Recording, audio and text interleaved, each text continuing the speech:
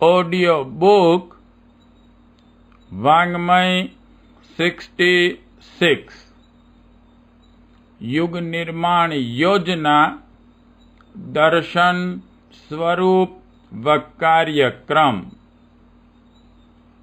Chapter 6 part 70 ऊंच नीच की मान्यता अन्यायमूलक है।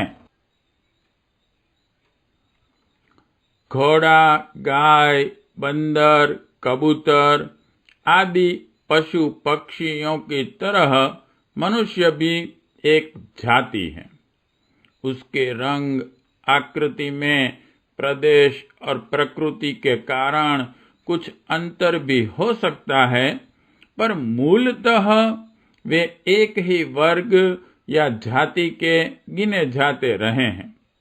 यदि भाषा, प्रदेश, आकृति, प्रकृति आदि के आधार पर उनका वर्गीकरण भी किया जाए तो भी उससे मूल जातीय एकता में कोई अंतर नहीं आता। मनुष्य भगवान का पुत्र है।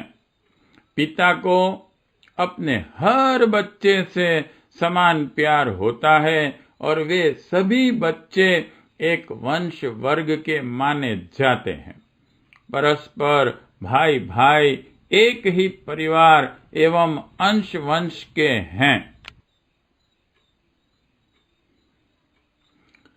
प्राचीन काल में कार्य और व्यवसाय के विभाजन की दृष्टि से समाज को ब्राह्मण, क्षत्रिय, वैश्य और शूद्र इन चारों वर्गों में बांटा गया था। वह विभाजन स्वाभाविक है। इस विभाजन में स्वाभाविक सुविधा रहती है और वंश परंपरा से चली आने वाली कुशलता में अक्षुण्णता एवं अभिवृद्धि होती चलती है। योग्यता, प्रकृति, परिस्थिति एवं अभिरुचि के अनुसार इस कार्य विभाजन में किसी को कोई आपत्ति नहीं हो सकती, पर कठिनाई तब उत्पन्न होती है जब वंश या कार्य के कारण किसी वर्ग को ऊंच और किसी को नीच बताया जाने लगे। अध्यापक अपने को ऊंच कहें और सैनिक नीचा माना जाए। इतना ही नहीं, इस विभेद के कारण कोई किसी को छूने तथा हाथ से छुआ पानी पीने, रोटी खाने तक से इनकार करने लगे, तब आश्चर्य होता है और कठिनाई उत्पन्न होती है। दुष्टता भरे दुष्कर्म करने वाले को नीच कहा जाए और उससे सामाजिक बहिष्कार का क्रम अपनाया जाए तो बात समझ में आती है। ज्ञान, सेवा, सद्गुण, सदाचरण के आधार पर किसी को बड़ा ऊंचा माना जाए और सम्मानित किया जाए, इसके पीछे भी कारण है। सम्मान और असम्मान की स्थिति किसी को अपनी चारित्रिक उत्कृष्टता, निकृष्टता के आधार पर मिले तो इसमें औचित्य माना जाएगा, पर गुण कर्म स्वभाव की समानता होते हुए भी केवल वंश के आधार पर कुछ लोग ऊंचे समझे जाएं और कुछ को नीचा कहा जाए, यह बात तर्क या कारण की परख पर उचित नहीं उतरती है। कोई वंश ऊंचा क्यों हो सकता है, कोई वंश नीचा क्यों कहलाए, इसका न कोई कारण समझ में आता है और न इस प्रतिपादन का कोई औचित्य ही सिद्ध होता है। किसी वंश में किसी समय कुछ श्रेष्ठ पुरुष हुए थे, इसलिए उस वंश के लोगों को अभी भी श्रेष्ठ पुरुषों जैसा सम्मान मिले, यह दावा बेबुनियाद है। ब्राह्मण वंश में वशिष्ठ, अत्रि, याज्ञवल्क्य, भारद्वाज आदि ऋषि मुनि तपस्वी त्यागी हुए हैं, तो रावण, कुंभकर्ण, मारीच, खरदूषण जैसे दुष्ट भी हुए हैं। उत्तराधिकार का दावा किया जाए तो उसमें श्रेष्ठता ही नहीं, निकृष्टता भी हिस्से में आएगी। तब सम्मान ही नहीं, तिरस्कार का भाजन भी बनना पड़ेगा।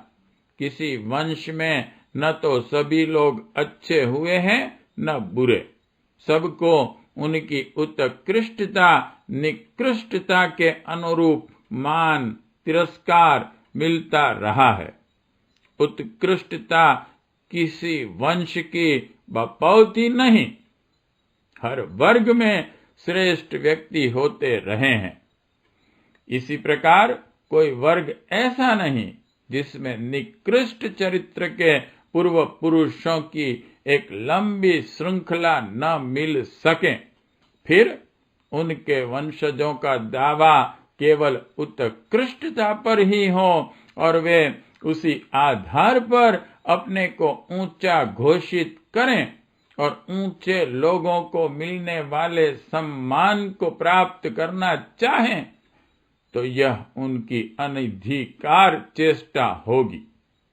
इसी प्रकार किसी वंश के किन्हीं पूर्व पुरुषों ने कुछ अनुपयुक्त कार्य किए हों और उस कारण तिरस्कार मिला हो, तो उन दोषों से रहित वंशजों का इस कारण तिरस्कृत किया जाना भी अन्याय मूलक है।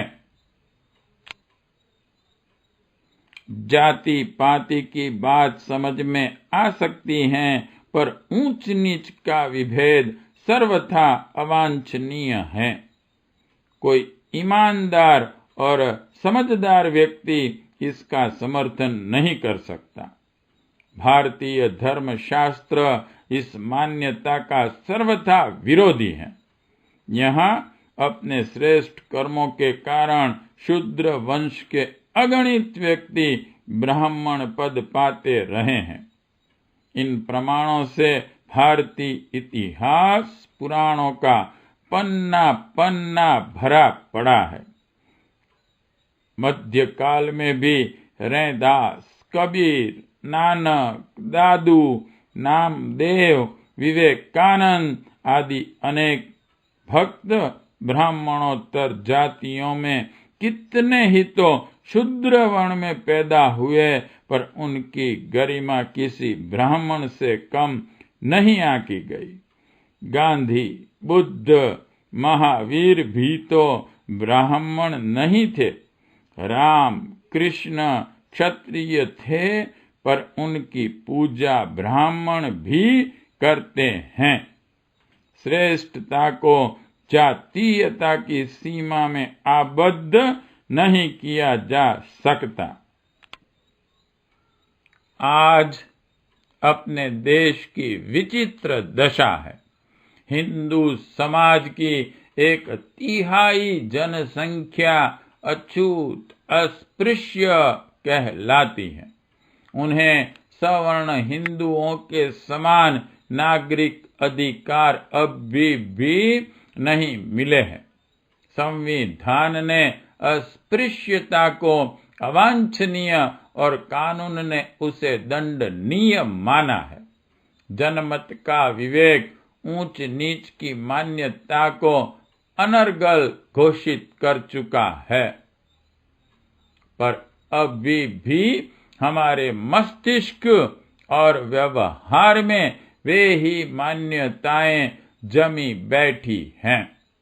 यह विष इतना गहरा उतर गया है कि एक ही जाति के लोग अपनी उपजातियों को नीच ऊंच मानते हैं।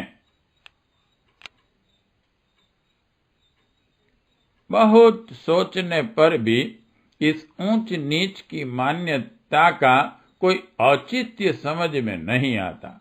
शास्त्रों और पूर्व पुरुषों की दुहाई देना व्यर्थ है।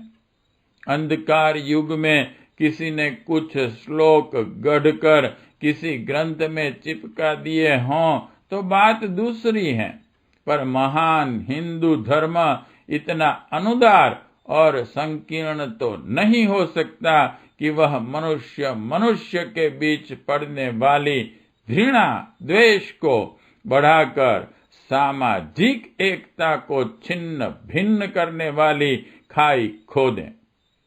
हमने बारीकी से हिंदू धर्म का अध्ययन किया है और उसमें इस बात की कहीं गंध भी नहीं पाई है कि केवल वंश परंपरा के कारण किसी को नीच किसी को ऊंच माना जाए। फिर यह मान्यता कहां से चल पड़ी? वर्ण भेद की अनुदार और संकीर्ण विचारधारा की संपूर्ण विश्व में भर्त्सना हो रही है। अमेरिका की तरह काले गोरे रंग के आधार पर ऊंच नीच की भावना जहां तहां पाई जाती है, उसको विश्व में लोकमत ने एक स्वर से धिक्कारा है। अफ्रीका की जो गोरी सरकारें इस नीति पर चल रही हैं, उनकी राष्ट्र संघ तक ने भर्त्सना की है और इस चाल से बाज आने की चेतावनी दी है। महात्मा गांधी ने उसके विरुद्ध दक्षिण अफ्रीका में सत्याग्रह आंदोलन चलाया था। जहां कहीं यह नीति बरती जाती है, जो भी इसका प्रतिपादन करता है वह विवेकशील लोकमत के आगे अपराधी ठहरता है। न्याय और विवेक की कसौटी पर मनुष्य के बीच ऊंच नीच की मान्यता का समर्थन करना मानवता के प्रति एक अपराध ही माना जाता रहेगा। इस मान्यता ने हिंदू समाज की अपार क्षति की है। अछूत वर्ग इस तिरस्कृत सामाजिक स्थिति को स्वीकार न करेगा, यह निश्चित है। जैसे जैसे उनमें चेतना उभरेगी, वे इस व्यवस्था के प्रति विद्रोह करेंगे। यह विद्रोह पहले 50 वर्ष से दिन दिन उग्र होता चला जा रहा है। मुसलमानी शासन में अगणित अछूत मुसलमान बने। ईसाई शासन में उनका झुकाव ईसाई शासन की ओर हुआ। अब वे अपनी स्वतंत्र चेतना के उभार पर बौद्ध और ईसाई इतनी तेजी से होते चले जाते हैं कि यह आशंका होती है कि कुछ दिन में एक भी अछूत वर्तमान मान्यताओं वाले हिंदू समाज में न रह सकेगा। मद्रास में यह विद्रोह शासन सत्ता तक अपने हाथ में ले चुका है। नागालैंड का ईसाईस्तान इसी भूल की प्रतिक्रिया है। इन दिनों जिस प्रकार के राजनैतिक षड्यंत्र चल रहे हैं, उन्हें देखते हुए यह असंभव नहीं कि अछूत सवर्ण हिंदुओं से अलग होकर ईसाई मुसलमानों में जा मिलें और बहुमत उनका हो जाए। ऐसी दशा में सवर्ण हिंदुओं को सामाजिक अन्याय का कैसा कठोर प्रायश्चित करना पड़ेगा, इसका अनुमान लगा सकना किसी भी दूरदर्शी के लिए कठिन नहीं होना चाहिए। वर्तमान ऊंच नीच परक वंश जाति की मान्यताएं हिंदू समाज की न्याय निष्ठा पर भारी कलंक लगाती हैं। इससे विश्व के हर विचारशील वर्ग में हमारी अप्रतिष्ठा होती है। हमें संकीर्ण, अनुदार और अन्यायी कहा जाता है। सामाजिक दृष्टि से हम छिन्न भिन्न, विभाजित और अस्त व्यस्त होते हैं। अन्याय का दोष लगाकर अपना ही 1/3 वर्ग अपने से अलग हो जाए, यह हमारे लिए हर दृष्टि से लज्जा की बात है।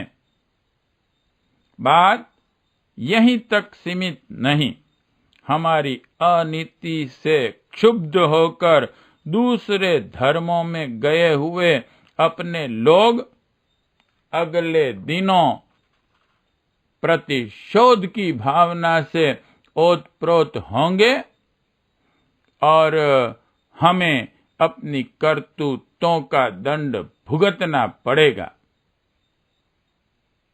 अच्छा हो हम समय रहते चेतें, अपनी भूल सुधारें और मानव मात्र की एकता एवं समता के सार्वभौम न्याय सिद्धांत को स्वीकार करें। ऊंच नीच की मान्यताओं का जितना शीघ्र उन्मूलन हो उतना ही हमारा कल्याण है। प्रश्न 1, सिद्ध कीजिए कि मनुष्य मात्र की जाति एक है। 2, प्राचीन काल में समाज को कितने वर्ग में बांटा गया था, वह क्यों? 3, ऊंच नीच का आधार गुण होना चाहिए या वंश? 4, क्या पूर्वजों के कारनामों के कारण उनके वंशजों को ऊंच या नीच माना जाना चाहिए? कारण सहित बताइए। 5, आज भारतीय समाज की विचित्र दशा क्यों है? क्या प्राचीन काल में जातीय भेद था?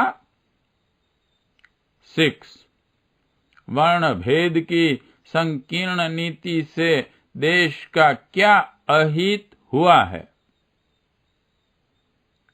7, हिंदू समाज की संख्या निरंतर कम होने का क्या कारण है?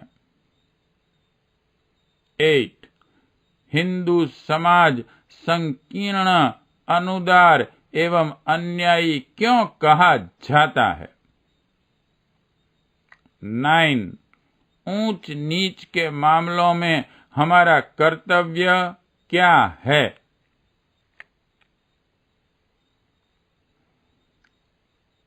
पाठ 70 समाप्त।